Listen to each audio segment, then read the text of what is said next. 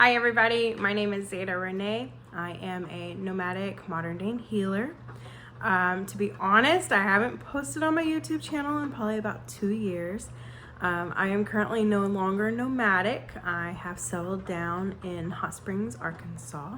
And just to be completely honest, for the sake of this video, it is for my college class, Communicating in the Digital World. So you will see it posted on YouTube, but the premise of getting back on YouTube and making it, so thank you, Professor, for giving me the encouragement to get back online. Today's topic is fasting. I got into fasting probably 3 years ago, towards the end of 2018. If you followed me and followed my career, I owned a holistic health and wellness center for 17 years in Houston, Texas. And I was going through some things in the female region where they thought that I had cervical cancer. So I also have, the only diagnosis I currently have is polycystic ovarian syndrome. And my personal choice, I do not recommend it for you. My personal choice is I choose not to go to the doctor. So that's my only technical medical diagnosis is polycystic ovarian syndrome. And I was seeing a midwife at the time, and I was having some cervical issues. And so she thought that it very possibly could be signs of cervical cancer. So that led me on the track of, oh no, what do I do? So I started researching and just started researching things on how to combat and prevent and or cure, I use cure lightly, cancers. So in the process of all my research, I found fasting. So most of my information comes from my research that I did using mostly Dr. Eric Berg. I liked him probably, he was one of my favorites. He does own and run a fasting clinic, and so I liked the fact that they did that.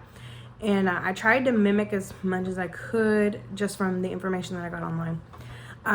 Dr. Jason Fung, he is very popular in the fasting world and has a lot of great information. Along with polycystic ovarian syndrome, you pretty much act like a diabetic. And so Dr. Jason Fung has a lot of research done on fasting and diabetes. So his information is really good as well.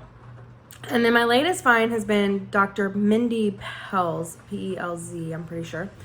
I really enjoy her information because she speaks more to the female, and she brings in fasting, intermittent fasting, and fasting rotations based off of your hormones as a female and your cycle and when you should actually up your carbs a little bit. And so anyway, the basic general information I have comes from them. I highly recommend you YouTubing each one of them and learning more about the information yourself. So fasting, there's a couple different kinds. There's dry fasting and there's water fasting. Dry fasting has 2 levels. It's a hard dry and a soft dry.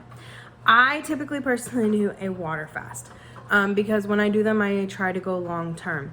So real quick, dry fasting, basically if you're doing a hard dry fast, it's no liquids whatsoever. And then there's no skin contact with water. And then if you're doing a soft hard fast, it's no drinking liquids, but you can still have some water contact. So you can take a shower, brush your teeth, wash your hands, those sorts of things. So if I do a dry fast, I typically do it overnight. That way it's not even, it doesn't matter. You know what I mean? Like it's not an awake thought of a dry fast. Most people hear fasting and they think, oh my gosh, I couldn't do that. But on average, most people fast an average of 12 hours a day naturally. And that's when they quit eating at night and then they don't eat till they wake up in the morning. Well, that's a fast. So you're giving your body a break, a fast, from eating or any kind of nutrients that are going into your body. And then when you wake up in the morning, we eat breakfast, right? We're breaking the fast. And so people naturally fast and they don't even realize it. So they get scared of the word fasting, not knowing that they're actually already doing it. So as you increase your hours of fasting, when you break your fast, there are health benefits that come along with this. So you're giving your body a break from digesting food and or water, but you're giving it a break so that it can actually have time to heal, it can digest, it can break down what's already in the body.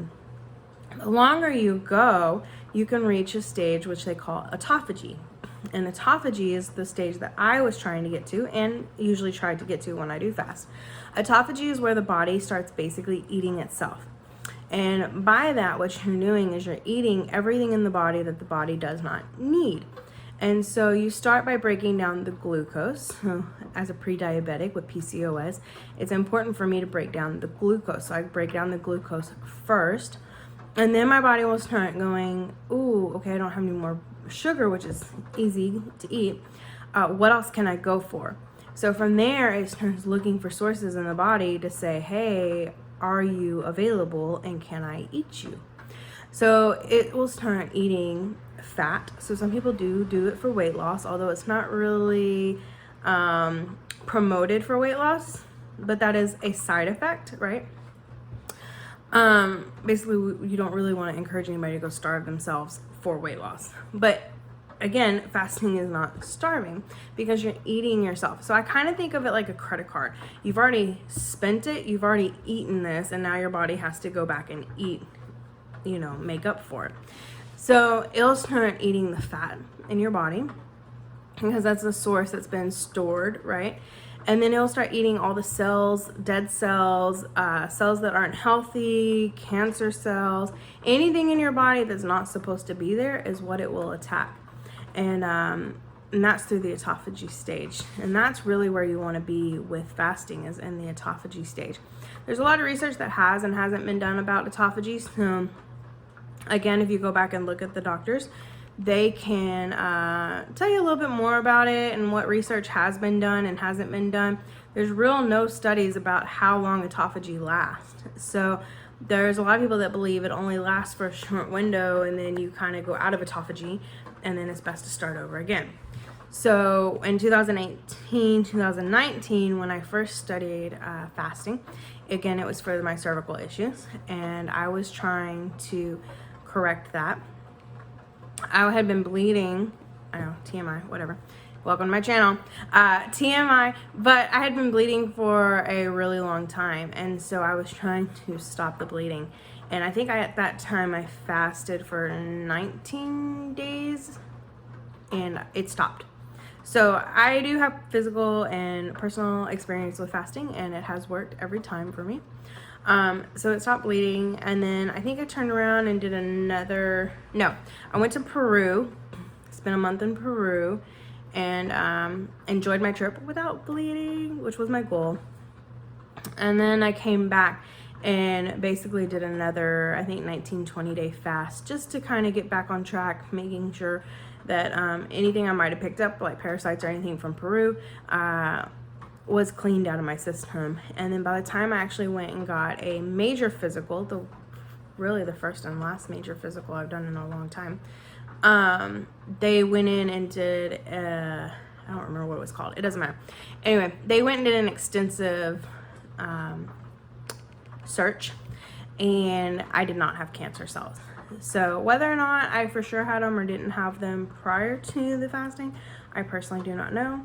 But like I said, my midwife really thought there was a good chance, and by the time it was all said and done, I did not. So that's my personal experience with fasting as far as long term. Now I pretty much do anywhere from a 13-hour fast, which is just, stopping after dinner, not eating again till breakfast. Sometimes I'll extend it to an 18-hour fast. I do 24-hour fast, and then not too long ago I did a 5-day fast. And I just like to keep them up, every now and then to restart the body. Again, as somebody that has PCOS and extra glucose in the body, it's great for me because I get to eat all the extra glucose in the body and making sure that I don't go from pre-diabetic to diabetic. So anyway, I hope this information was helpful and beneficial to you. Again, thank you for my communications in the digital world class for getting me back out there and posting again. All right, everybody have a great day. Thank you.